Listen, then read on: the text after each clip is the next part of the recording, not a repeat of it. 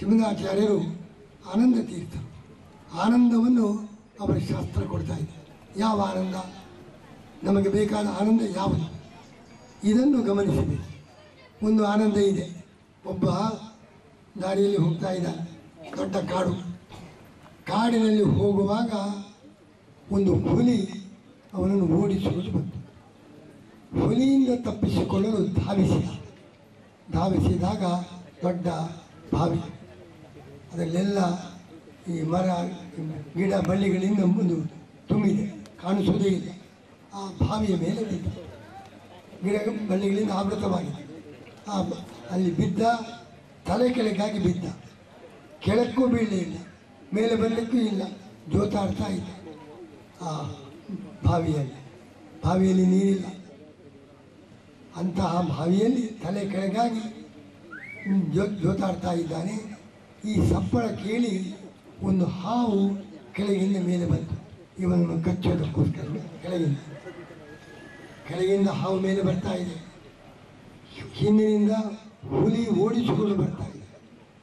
ಇವನು ಆ ಹಾಳು ಬಾವಿಯಲ್ಲಿ, ಆ ಗಿಡ ಬಳ್ಳಿಗಳ ಮಧ್ಯದಲ್ಲಿ ತಲೆ ಕೆಳಗಾಗಿ ಜೋತಾಡ್ತಾ ಇದ್ದಾನೆ.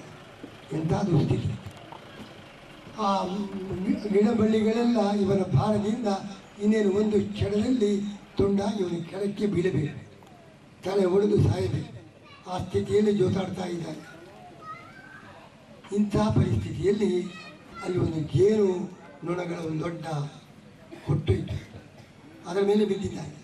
ಆ ಜೇನುನೊಣಗಳೆಲ್ಲ ಚೆಲ್ಲಾಪಿಲ್ಲಿಯಾಗಿ ಇವನನ್ನು ಕಚ್ಚಲಿಕ್ಕೆ ಆರಂಭ.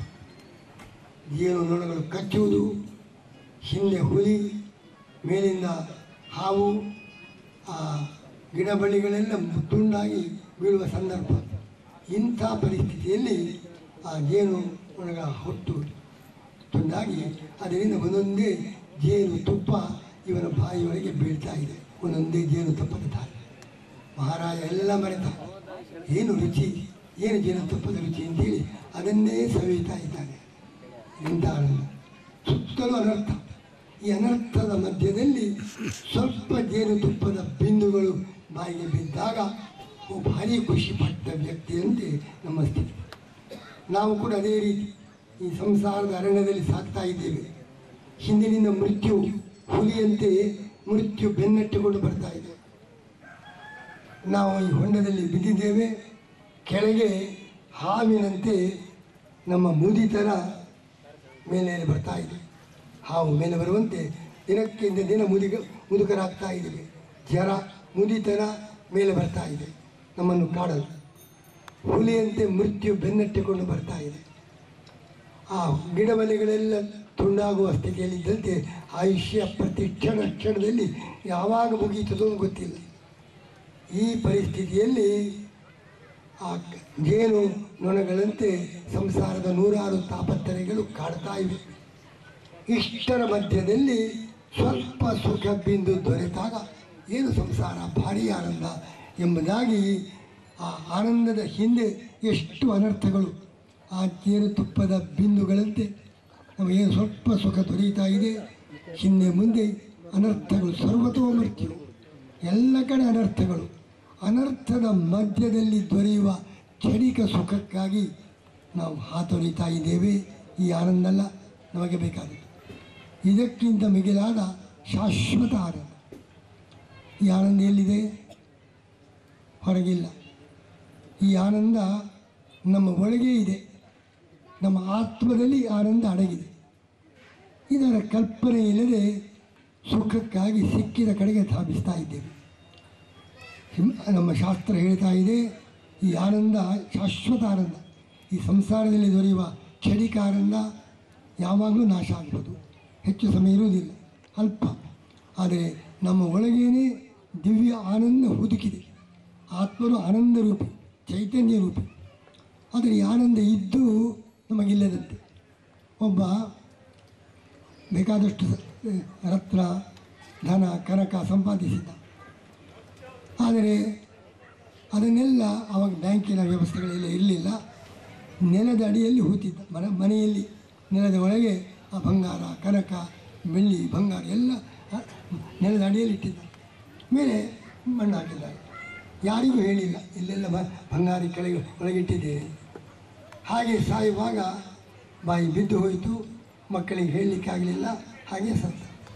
ಅದೇ ಮನೆಯಲ್ಲಿ ಮಕ್ಕಳಿದ್ದಾರೆ, ಅವರಿಗೆ ಸಂಪತ್ತು ನಮ್ಮ ನೆಲದ ಅಡಿಯಲ್ಲಿದೆ ಎಂದು ಗೊತ್ತಿಲ್ಲ, ಬಂಗಾರ ಇಲ್ಲ, ಹಣ ಯಾವುದೂ ಇಲ್ಲ, ದಟ್ಟ ದರಿದ್ರ ಜೀವನ ನಡೆಸ್ತಾ ಇದ್ದಾರೆ.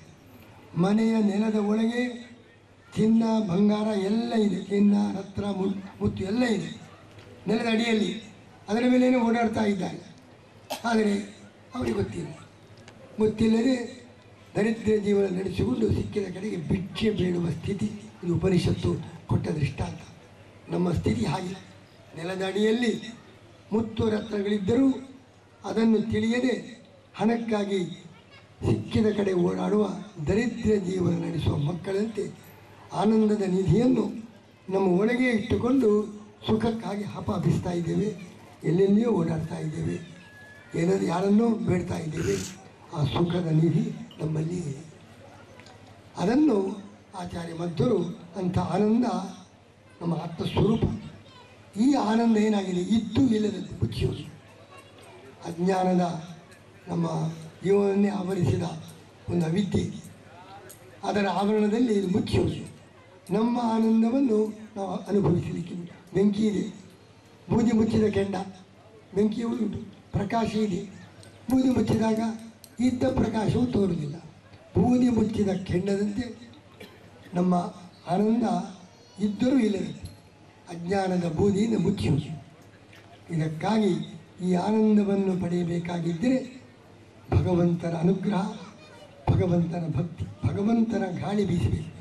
ಗಾಳಿ ಬೀಸಿದಾಗ ಬೂದಿ ಹಾರಿ ಹೋಗಿ ಆ ಬೆಂಕಿ ಪ್ರಜ್ವಲಿತವಾಗಿ ಕಾಣುವಂತೆ ಭಗವಂತನ ಗಾಳಿ ಬೀಸಬೇಕು. ಭಗವಂತನ ಭಕ್ತಿ, ಭಗವಂತನ ಅನುಗ್ರಹ ಅದನ್ನು ಪಡೆಯಬೇಕು. ಆಗ ಅಜ್ಞಾನವೆಲ್ಲ, ಈ ಅವಿದ್ಯೆಯೆಲ್ಲ ನಾಶವಾಗಿ ನಮ್ಮದೇ ಆದ ದಿವ್ಯ ಆನಂದ ಅದನ್ನು ನಾವು ಅನುಭವಿಸಲಿಕ್ಕೆ ಸಾಧ್ಯ. ಅದಕ್ಕಾಗಿ ಆನಂದ ನಮ್ಮಲ್ಲಿದ್ದರೂ ಅನುಭವಿಸಲಿಕ್ಕೆ ನಮಗೆ ಶಕ್ತಿ ಇಲ್ಲ. ನಮ್ಮನ್ನೇ ಆವರಿಸಿದ ಈ ಅಜ್ಞಾನದ ಆವರಣದಲ್ಲಿ ನಾವು ಬಂಧಿತರಾಗಿದ್ದೇವೆ. ಅದರ ಬಿಡುಗಡೆ ನಮ್ಮಿಂದ ಆಗುವುದಿಲ್ಲ. ನಮಗಿಂತ ನಮ್ಮ ಶಕ್ತಿ, ನಮ್ಮ ಕೈ ಮೀರಿದ ಈ ಅವಿದ್ಯೆಯ ಆವರಣವನ್ನು ಛಿನ್ನ ಭಿನ್ನಗೊಳಿಸಲು ದೇವರ ಅನುಗ್ರಹ, ಭಗವಂತನ ಭಕ್ತಿ.